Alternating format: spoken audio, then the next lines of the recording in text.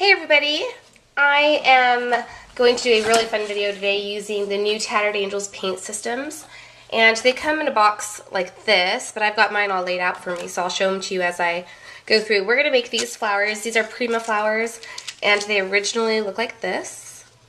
So we're going to use the paint system on flowers. Now, the paint systems aren't really made to be used on flowers. Well, they're made to be used on anything, but the instructions for the paint system is for use like on a flat surface. But these are mulberry flowers, so they're really, really absorbent, so we have to tweak the instructions slightly. So the first one I'm going to do is whitewash pine. It looks like this. Isn't that pretty? So we're going to do that one first. And here's the kit. These kits are awesome because they come with all the paints that you need.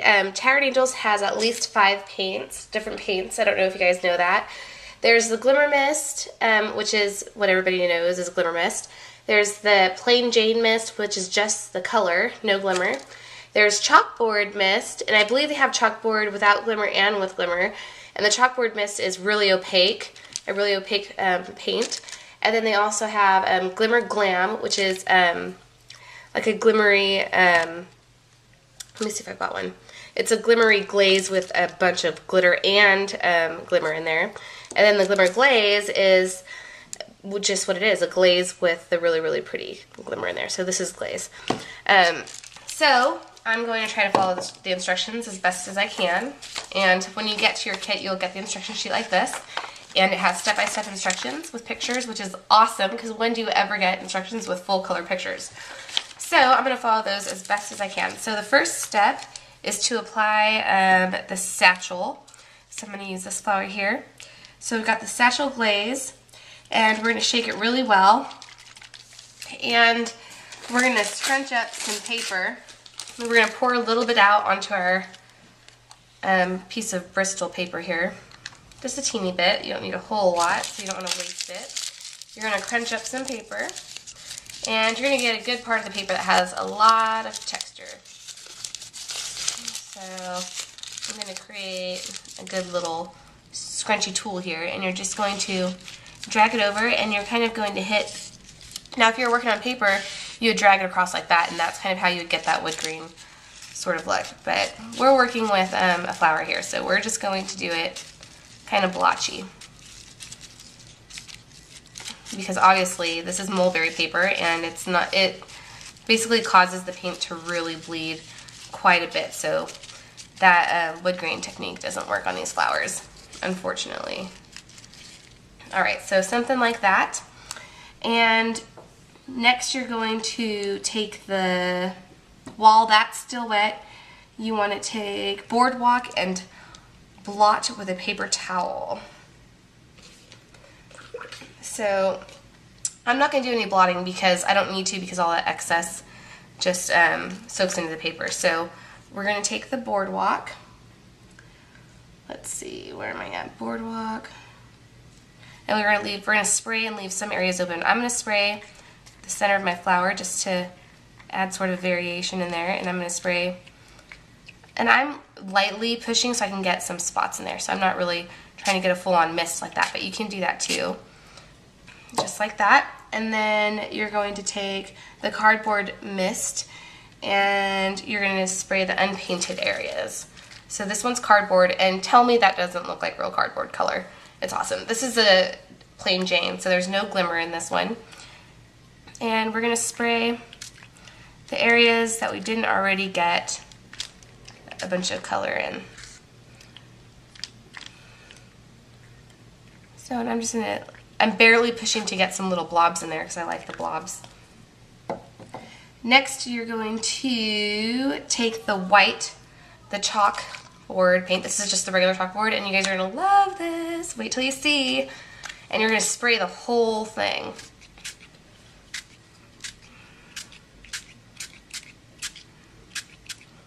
Tell me, that is so cool, I love it.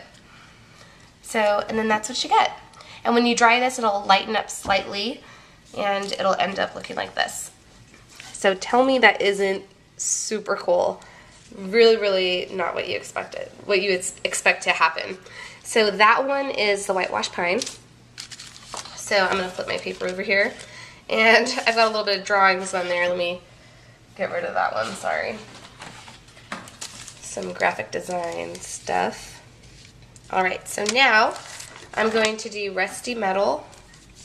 And that kit looks like this. So that's kind of the effect that we're going for. And this is the original flower that I did. This one's a lot of fun too. So I've got my flower here, and we're gonna do shade first. We're gonna saturate the whole thing with shade. Mine's almost out. And this is a plain Jane, so you don't really have to shake it up. So I'm just gonna pretty much cover the whole thing. Try to get the sides in between those petals a little bit. And I also like to do a higher concentration in the middle of my flower as well. So after you've sprayed it with the shade, while the shade is still wet, you're going to take Vintage Pink. This one does have glimmer in it, so you do want to shake it from side to side. And you're just going to get the lighter areas, or just little splotches kind of, but covering a little bit more. Get some of the side flowers in there.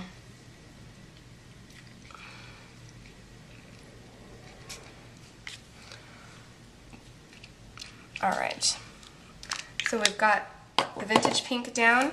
Now you're going to take the pewter and the paintbrush. I love this color. It works perfect as a silver paint. I'm going to get some of that glimmer down at the bottom. And you can kind of scrape some off the sides too if it sticks to the sides. And you're just going to go along the outside areas of that pink with this. And you'll start to see the silver starts to really show up nicely. It's so pretty. So we're just going to grab the outside edges. And we'll get some of this pink in the middle here. Right on here. This mulberry paper soaks this up really nicely. I'm just trying to get the excess off my brush so I can get more of the silver on there. So it's a little bit darker, the color of this. It tends to really bleed the pink and the blue together quite nicely.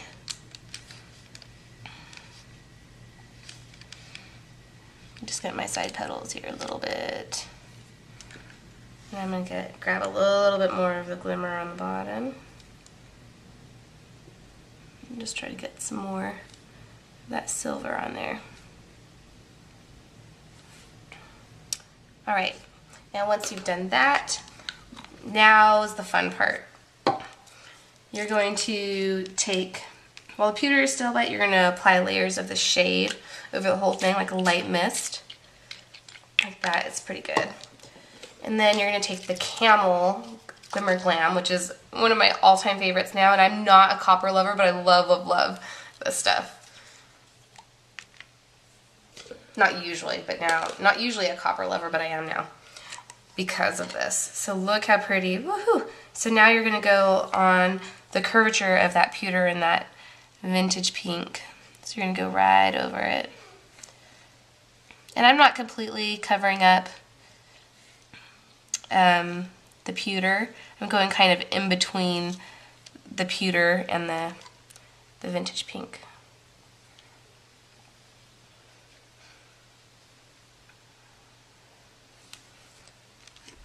And you can use a finer brush than a fan brush. I'm just using this because it's what I've got available right now. But this ends up looking so cool when it's done. I love, love, love it. And I like to apply my glam a little bit heavy. Can't help it. Love this stuff.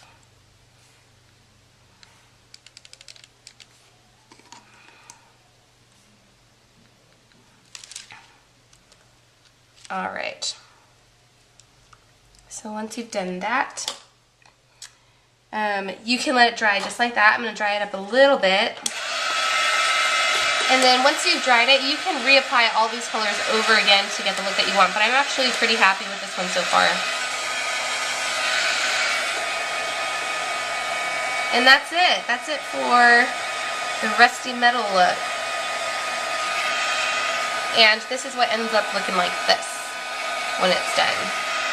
So it looks a little brighter than it is, and it hasn't bled in together yet because it's not dry. But once it dries, it'll all blend in together just like this, and it looks really cool. Alright, so there's that one. I'll show you that. These are the same ones. Pretty cool. And now we're going to do the turquoise one, which looks like this. This one's a lot of fun too. So I'm going to do that on a different shaped flower this time. So first what you want to do is take the true turquoise. This is true turquoise. It looks just like turquoise. It's like a turquoise blue, and it has like a brownish, kind of like a taupe glimmer in it. It's really pretty. And you are going to really saturate your flower with this one. And this is a chalkboard and a glimmer, I believe. And it says you want it to pool, but like I said earlier, because we're working with mulberry paper, we can't really get ours to pool. So we've sprayed that. Now we're going to take, while that's still wet, you're going to take icicle glaze. Looks like this. It's a really pretty pearly, sort of pearly opalescent kind of glaze. And you're going to take a paintbrush, grab up some of that glimmer down at the bottom, and you're going to make this pool onto the surface, not over the entire thing, just in certain areas. So kind of blotchy in a way. Grab some more of that glimmer down at the bottom. And what I did before was I kind of went right back over with like a second layer, like I'm doing now on some of the areas. Alright, so that's good. Alright, and then now I'm going to take my fan brush. Actually, I'm going to take that same brush I was just using. And you're going to take the Shindig Glam. And you're going to make little like veins and splotches of this black color to make it look like turquoise. Now, I can't do the veining technique on here because this is mulberry paper and it sucks it up too much. So you could splatter like this a little bit. I usually just do a teensy bit of this because I don't want it to be too covered in black spots. And then you're going to take the true turquoise, or actually, to choose randomly. Okay, now we're going to take the turquoise blue. This is not turquoise blue. This one is. This is one of my favorite ones. Favorite Glimmer Mists by Tattered Angels. So now you're going to spray kind of like little blotchy areas. So areas that you don't want to cover the whole thing. You want there to be some variation in color. And I'm going to get the middle flower a little bit more. And some on the side. So now I'm going to dry this up a bit.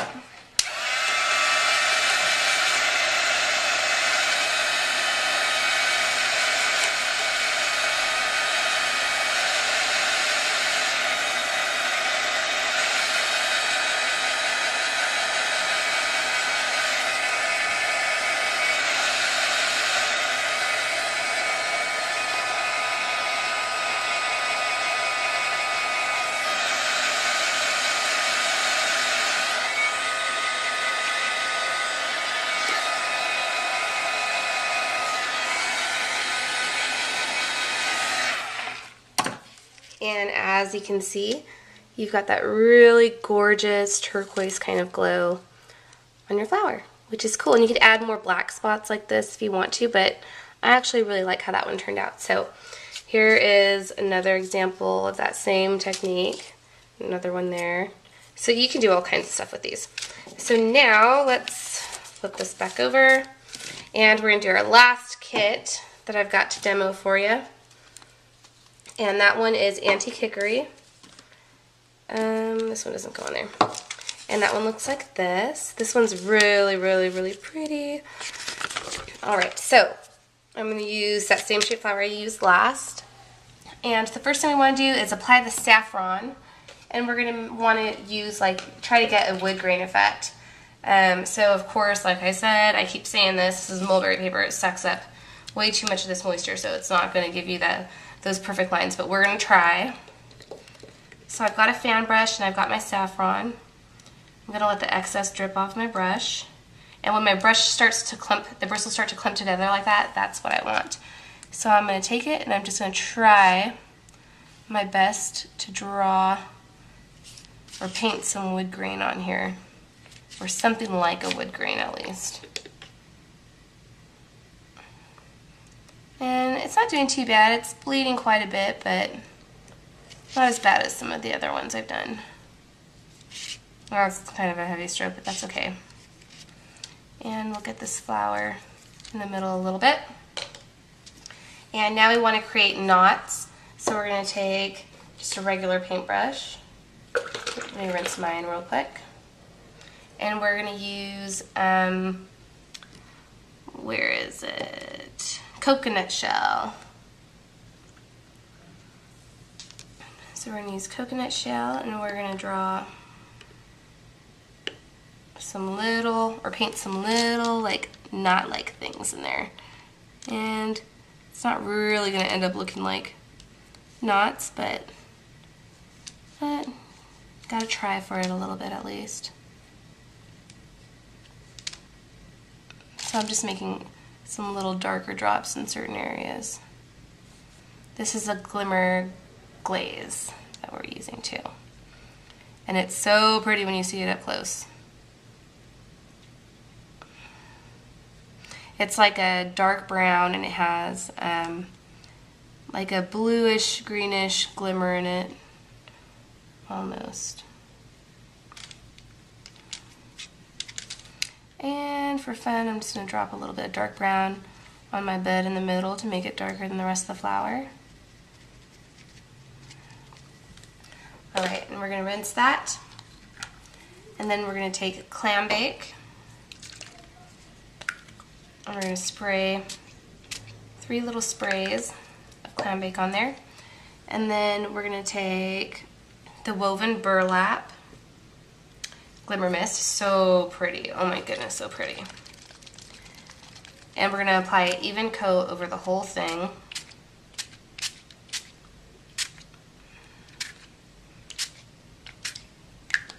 And then you're going to take the clam bake and you're going to spray the whole surface with the clam bake. And we want to let this dry a little bit before we do this next coat of clam bake. So just dry it enough to where it's just damp.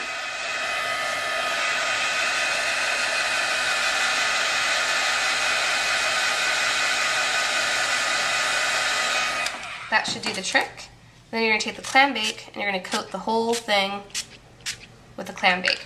Now I want to do one last thing. I'm going to take this woven burlap and I'm going to spray my center again with it just to darken it up a little bit. So I get really close. I do a little heavy spray, and then I'll spray it one more time on the outside petals with the clam bake. So you can reapply and make it a little thicker and brighter looking if you want to at any time.